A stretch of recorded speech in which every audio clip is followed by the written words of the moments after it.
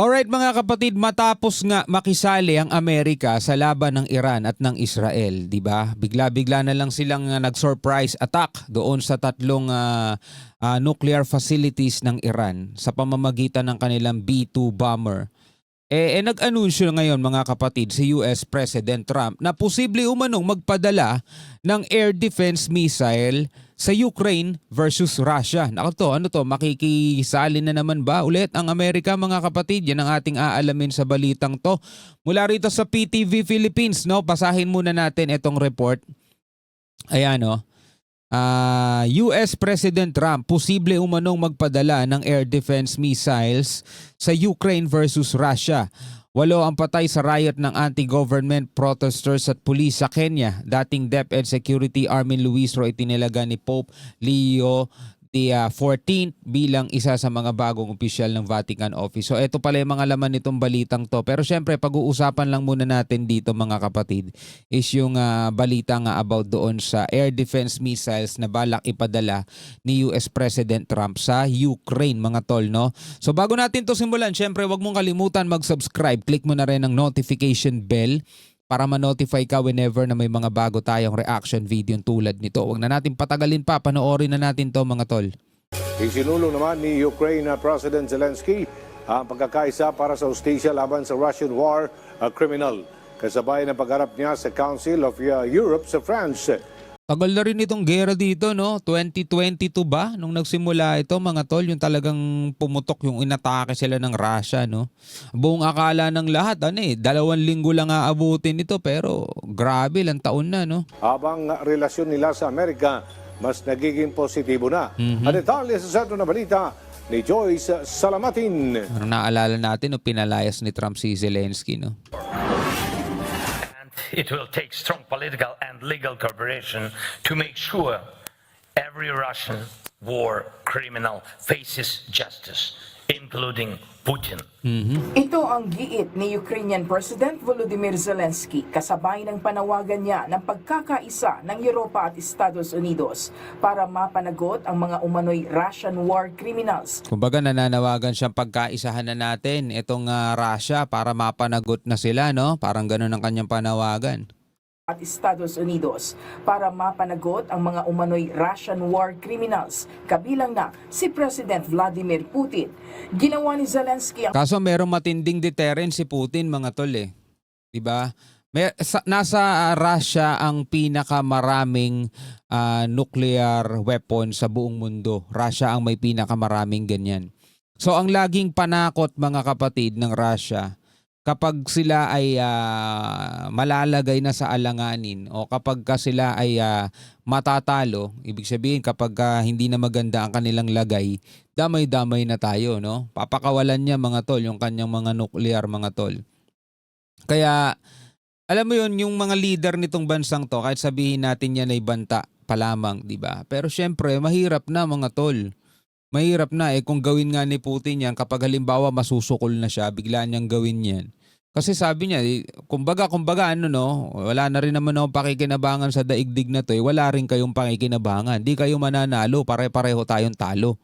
Parang ganun. Kasi once na pinakawalan ni Putin, kahit siya lang mag-isa, kahit di nagbumawi yung ibang mga bansa, kahit siya lang doon sa kanyang 5,000 ba o 4,000 mahigit, yung kanyang mga nuclear warheads mga tol. Talagang lipol talaga buong daigdig mga tol pag ganun nang nangyari. Well, hindi naman siguro niya pakakawalan sa buong daigdig, di ba?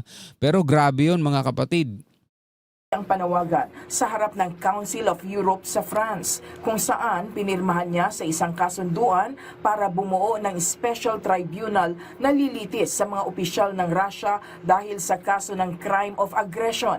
Ayon kay Zelensky, kailangan ng pagkakaisa ng buong Europe at suporta ng US at UK para maisulong ang hustisya. I think this is the most important thing. After this, it opens the way to strengthen Ukraine, to give us strong support, to help our people and families who are abroad to live, and to help to our Ukrainians who are in Ukraine to survive. Bago nito, nakapulong naman ni Zelensky si US President Donald Trump sa sidelines ng NATO Summit sa The Hague, Netherlands. Eto. Kasama sa napag-usapan ang posibilidad na magpadala pa ng karagdagang Patriot air defense missiles ang Amerika sa Ukraine bilang pangontra sa Russian airstrikes. Narito naman ang maikling pahayag ni Trump sa kanilang naging pulong. Isa sa mga malakas na sandata ng Ukraine mga tol na ginagamit nila is yung mga mga drone strike nila mga tol.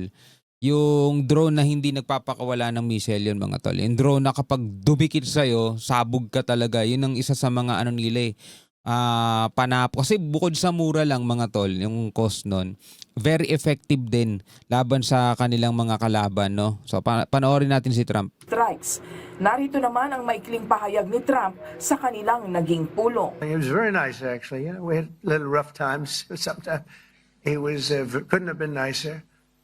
I think I'd like to see an end to this. I do. I think.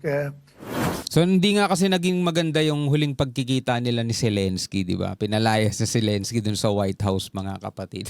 Kaya ngayon, ayan, nakita sila at posible magpadala si Trump ng air defense missile sa Ukraine laban sa Russia mga kapatid. Sa ibang balita mga tol, kung naaalala ninyo yung may nasabat tayong halagang 10 bilyong piso ng Shabu sa Zambales na itinuturo ng Philippine Navy na posibleng ito may kinalaman sa CCP propaganda, di umano, upang sirain ang kinabukasan ng mga kabataang Pilipino. Yan ang sabi, di ba, ni Trinidad. Ngayon, hindi nagustuhan ng China yan, mga tol. Sino ba namang bansa magugustuhan ng ganong klaseng pahayag, di ba?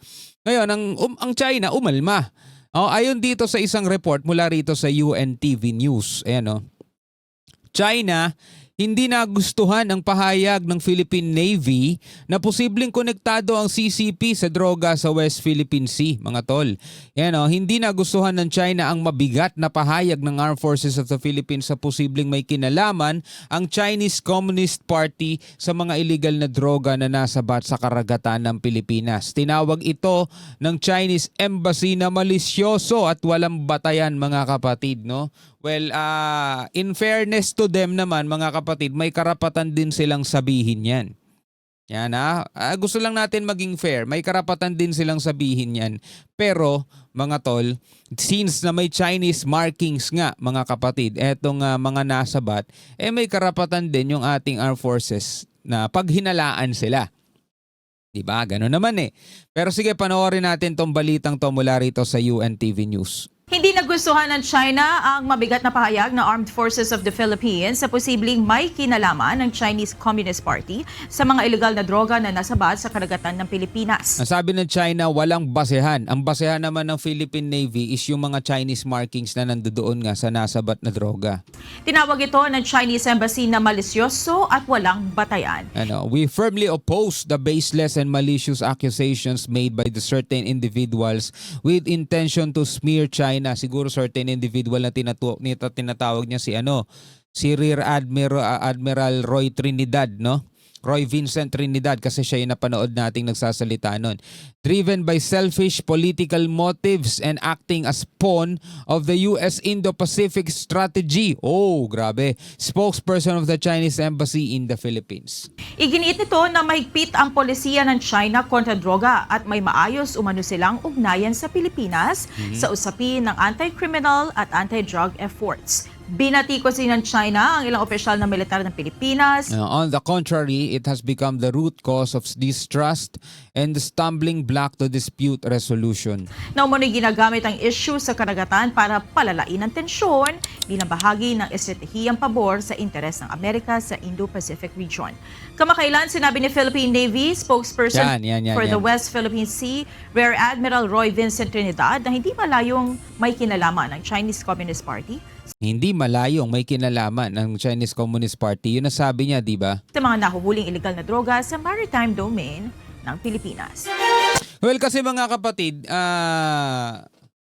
alam naman natin, di ba sa China is mahigpit na ipinagbabawal mga tol ang droga doon. Talagang ikaw ay mahahatulan ng parusang kamatayan mga tol pag ikaw ay nahulihan. Kaya ngayon, meron tayong mga kababayang Pilipino na naparusahan doon dahil nagpasok sila ng ilang gramo. Talagang bawal doon. Pero syempre, mga kapatid, tulad dito sa Pilipinas na ipinagbabawal yan, may mga sindikato at may mga talagang tinatawag na drug lord ang nagsasagawa niyan, no? In fairness naman sa China, mga kapatid, magiging patas lang tayo para hindi na masyadong lumala ang tension.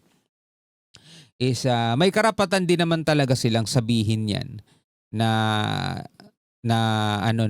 hindi na ikinagagalit nila dahil pinagbibintangan sila o sinasabing hindi malayong may kinalaman ang CCP sa ganito para sirain. Kasi mabigat na accusations yon mga tol, no? Hindi dahil sa pinagtatanggol natin ng China, pero kahit na sinong bansa, kahit Pilipinas mga tol eh. 'Di ba? Halimbawa, mayroong mga siraulong Pilipino rito. Mga siraulong Pilipino, mga kapatid, yung talagang alam mo kalaban din ng ating gobyerno. Tapos pumasok sa China ng gulo, tapos sasabihin ng China utos ng gobyerno ng Pilipinas yan. O di ba magagalit din tayo? Parang ganon mga tol, no? I hope na intindihan ninyong lahat.